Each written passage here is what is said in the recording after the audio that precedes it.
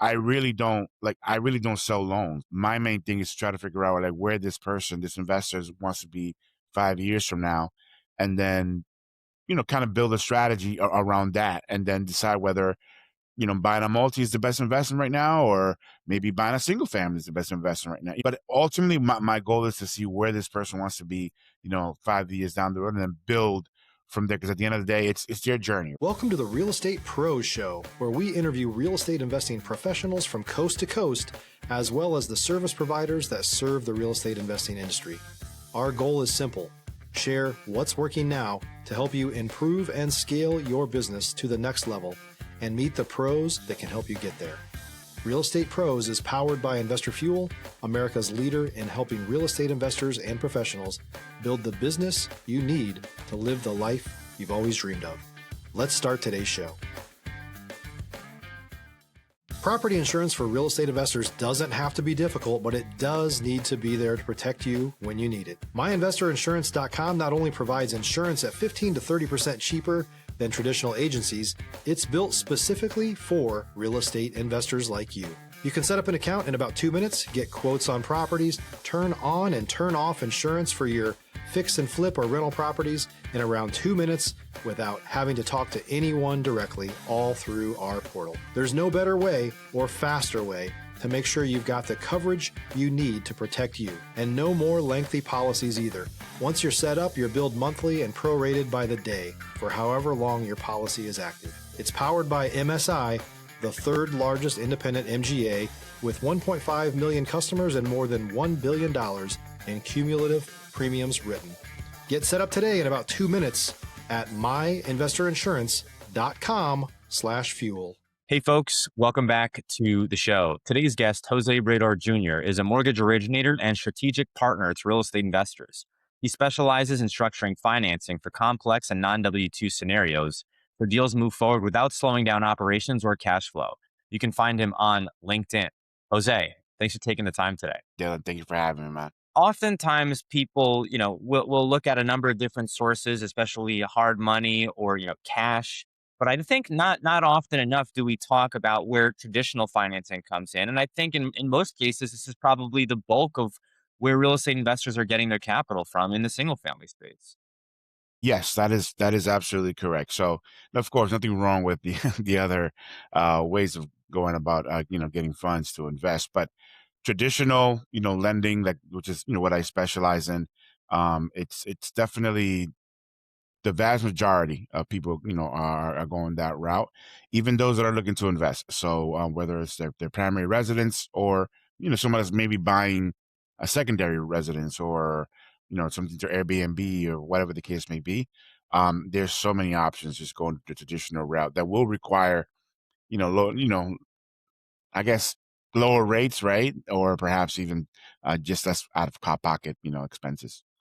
One of the things that people often don't talk enough about specifically is how they're able to get into that first investment property. And I think what's common right now is you're seeing a lot of people do house hacking, right? And so whether that's a single family or a duplex or up to a quadplex, I've seen that if you have additional doors, that can potentially benefit your chances of being able to qualify. For instance, if someone's got that those 3 additional doors will be income for them. Is that generally true across the board? Absolutely. I mean, and I think it's a very wise way to start investing for the average person, where instead of you know I try to tell people all the time, your first home is very likely, especially like for first time home buyers, it's not, most likely it's not going to be your forever home, and it's just so much easier to start off with buying like a multifamily, and then from then strategize on how we can maybe go to a two family, and then eventually to a single family, and then kind of go from there. But it's all about strategy. Ultimately, it's the mortgage itself is it is what it is, but it's actually about strategy when it comes to to investing. But you are right, like house hacking has become pretty prevalent. When you're working with investors, I'm imagining you're seeing a variety of different scenarios. Do you work a lot with, folks who are first-time investors or folks who may be newer to homeownership in general? Or are you working a lot more with maybe more seasoned folks who are coming to you for specific niches? Stop living on an island and join the #1 mastermind in America for professional real estate investors. Investor Fuel is a community of hundreds of the nation's top investors working together to build stronger businesses and better lives. In addition to the amazing community of real estate investors acting as a board of advisors for one another, Investor Fuel members have access to 100% funding on purchase and repairs for our members only, a health insurance program, and benefits and discounts that more than pays for the membership of most of our members, meaning it's actually costing you money to not be a member of Investor Fuel. If you're looking to scale your business and build a business that allows you to live the life of your dreams, please visit investorfuel.com today and book a call with our team.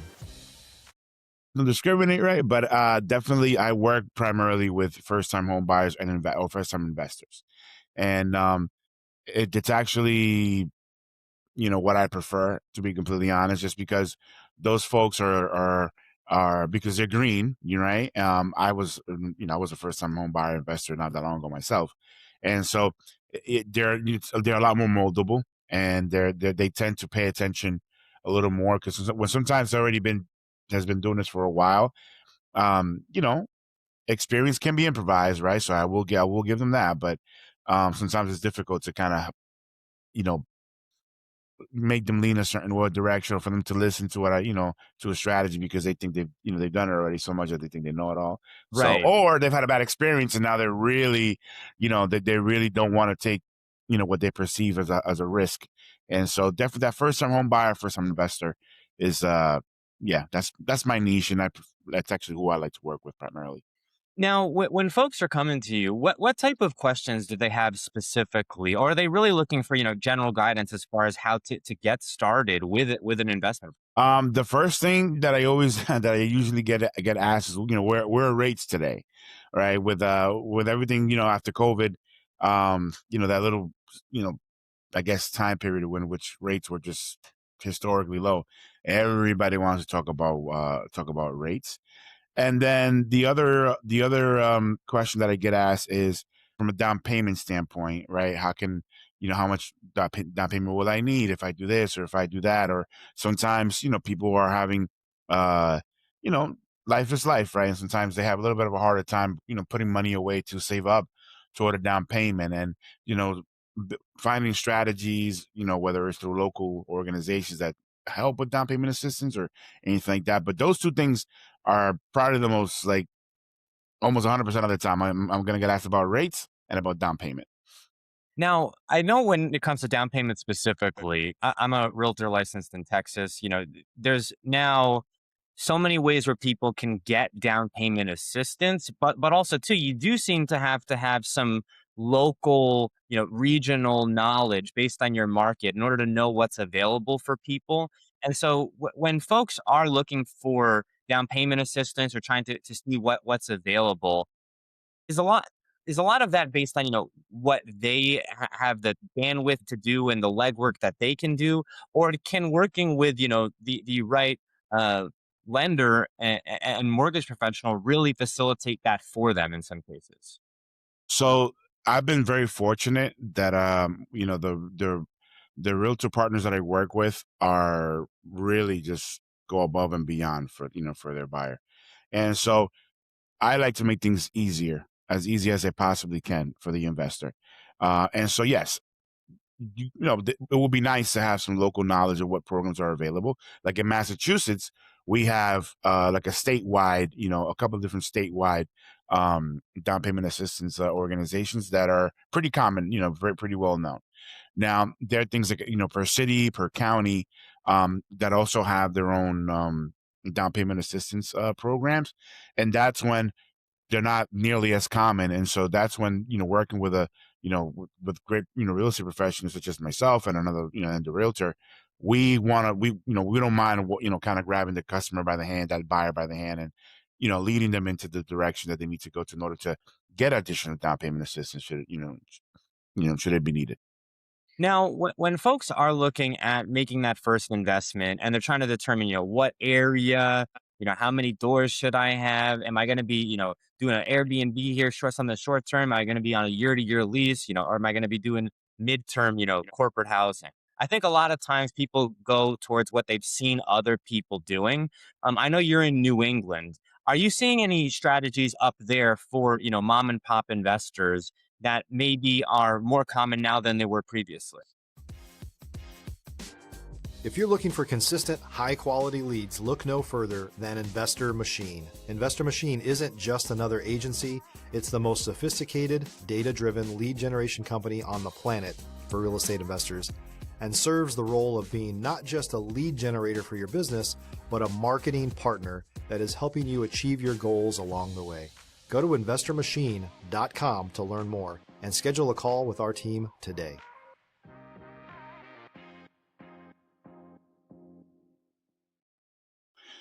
I mean, I would say so. Not some, yeah, I would say so. Primarily, like I said, that mom and pop and investor, it's a little bit easier to get them going. Should they really be like motivated to do so? Um, because again, for the most part, they're going to be either a first time investor or home buyer, or they're in a position where maybe they bought a property a couple of years ago and now they have a little bit of equity, or and things like that. So um, but from a strategy standpoint, I think for the most part, eh, I think nobody has really reinvented the wheel. Wheel. Yeah. Yeah, what I mean. I think it's incumbent on us as professionals. Like, and I know it sounds kind of cliche, but like I really don't sell loans. I really try to. My main thing is to try to figure out like where this investor wants to be 5 years from now, and then kind of build a strategy around that, and then decide whether buying a multi is the best investment right now, or maybe buying a single family is the best investment right now. But ultimately, my goal is to see where this person wants to be, 5 years down the road, and then build from there. Because at the end of the day, it's their journey. Right? They're the ones that are putting their money and their time and effort into, buying a home, investing, whatever the case may be. One of the things that's interesting about, investing in the single family space is that there's no pressure on you to sell if you're doing this purely, with your own investment capital. And this is something that is potentially, a long-term hold. You could hold this indefinitely, or, you could potentially try to not time the market, but sell when your property has appreciated substantially. When folks are working with investor partners, or if they're looking at larger deals, typically there's some type of exit time frame. And so it is nice, to be able to start out and say, hey, look, I may hold this for, 10, 20 years, or I may do some, value add, or it may be a rental grade property as is, and I may just hold this for 5 years and wait for it to appreciate.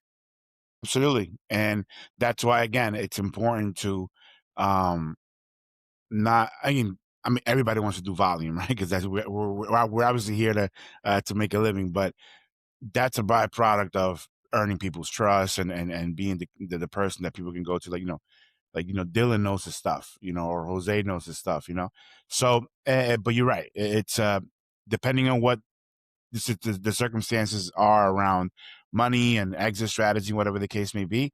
It's about building a strategy that kind of tailors to that. But again, you as a professional, I have to have that conversation first before we can even worry about getting to the closing table.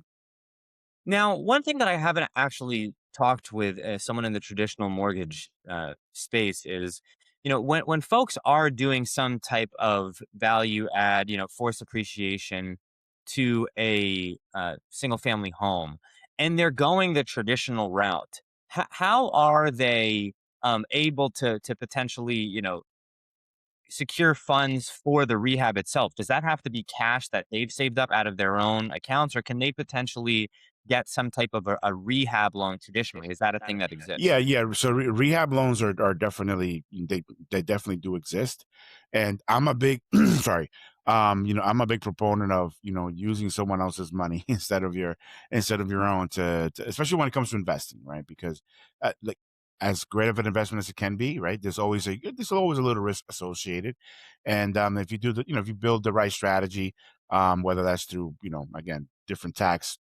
strategies and things like that. But definitely rehab loans are the way to go should you want to like do a value add to your property that can potentially not only increase the value, but of course put money back in your pocket. Now, I think not enough gets said about that because, most of the time when people are talking about doing some type of rehab to the property, you hear people talk about cash, you hear people talk about hard money, construction loans, outside of the traditional space. But of course, they do have access to it, as you mentioned, in the traditional mortgage sector. If we can get a little bit granular here, maybe give away some of the gold for our audience. What does that process look like? And is it maybe more tedious in some regards than non rehab loans? What does that process look like in general? If you're a new or newer real estate investor looking to launch or grow your real estate investing business, please check out Investor Fuel Club. It's a coaching community, but unlike anything you've ever seen before.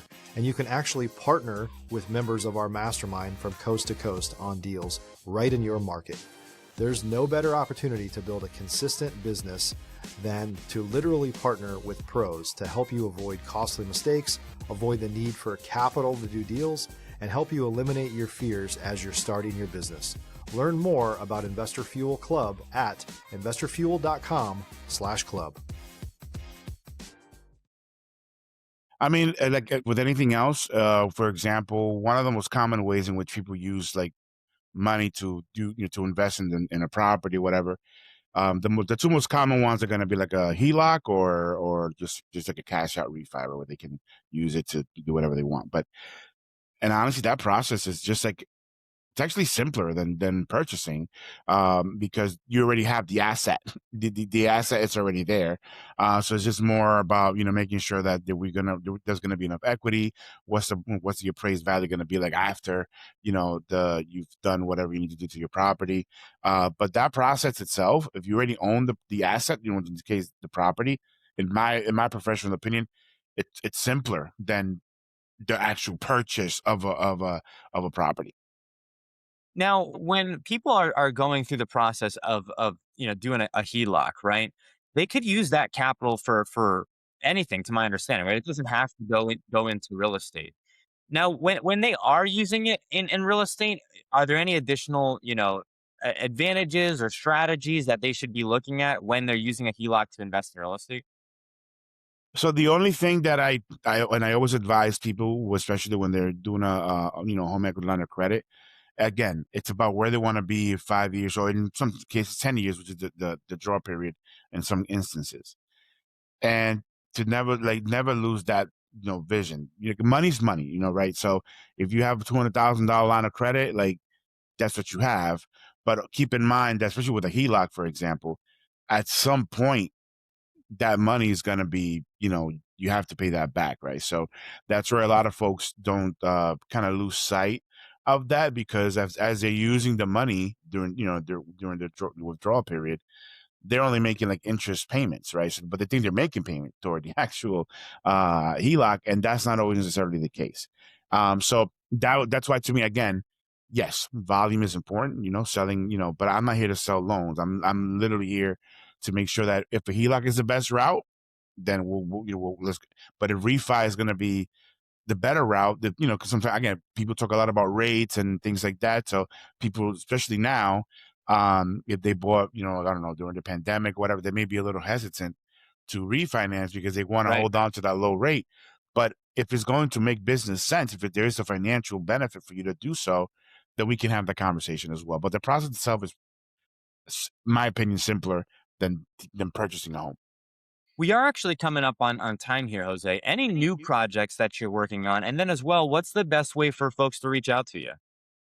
So the best way to reach out to me, I do a lot of social media, especially like on Instagram, and my handle is buy with Brador. And again, you can DM me, whatever, just comment on any of my posts, and I usually personally, I'll reply back. I got to get better with some of these programs that kind of automate some of that stuff, but I'm working on it. But long story short, I usually take the time to reply back personally. And then as far as projects, in my space, I'm actually trying to build a little bit of a network in the local area of young professional. Well, I'm not young, right? But just professionals in general, where we can actually, spitball ideas, amongst each other. And because again, the investment space, yeah, there are rules, there are regulations and guidelines and things like that. But you'd be surprised what people see out there, properties that I may miss or somebody else may miss, or just investment opportunities in general that we're not necessarily, akin to, and somebody else is. And so that's like my next project, trying to build that network, almost like I hate to say it, but almost like a BNI-ish, a type of thing, but you know, just Come more along. family oriented. Yeah. Well, Jose, thank you so much for coming on the show. Thanks for taking the time today. No, Dylan, thank you for having me. Really appreciate it.